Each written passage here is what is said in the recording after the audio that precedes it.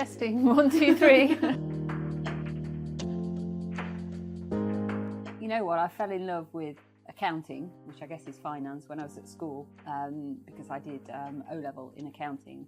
So from that moment on, I knew really where I wanted my career to go, and I just loved it. I actually never intended to start my career or have a career in finance. When I was growing up, I actually always wanted to be an architect. So this is somewhat different, a somewhat different path I took in the end.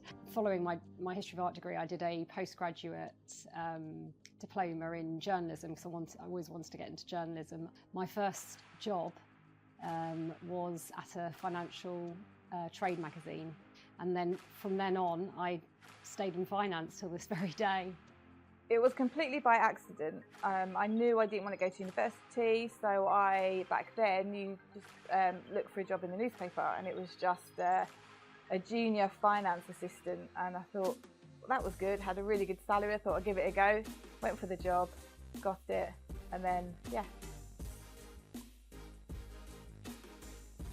I've been very lucky. So I stayed in my first job for 26 years, and throughout that time I've been privileged to work with some brilliant people. Most of them, I have to say, were women in a higher position.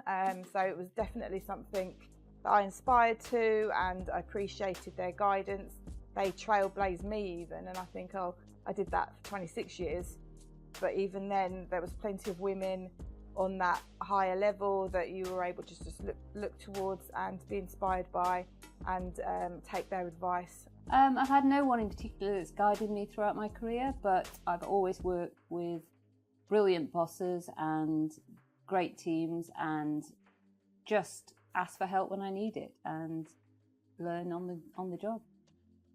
I don't think I've had like one specific role model, so to speak. I mean, I have had mentors and guidance, but I'd say probably what I've learned from the most has been some of the excellent training courses I've done at the various different corporates I've worked for, and I've just capitalised and made the most out of all of what's been available to me.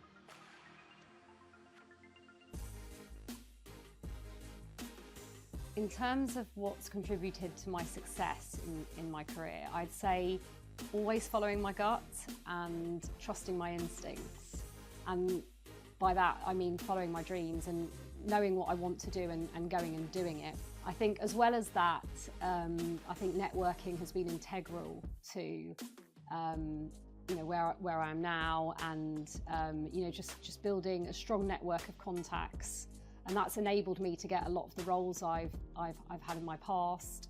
You know, I've got a good variety of experience, and I think having experience across multiple different firms, multiple different industries has really helped me in my career.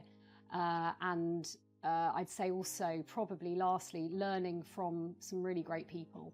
For me, having taken O-level in accounting, I knew I wanted to study finance, so I studied for ACCA whilst working at the same time.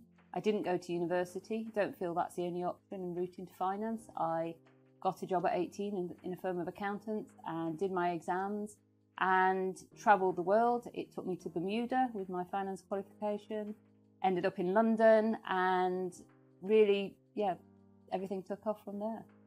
I think I just, you know, going on the back of some advice I got given, just say yes to anything. Yes to opportunities, yes to a change in direction. Even if it's outside your comfort zone, you never know where it's going to lead. You never know what you're going to learn that's different to what you're currently doing. And that's the advice I would probably pass on as well, is just say yes and experience different things. Don't put yourself in a little box, you know, expand your horizons, and yeah, you never know where it's going to lead.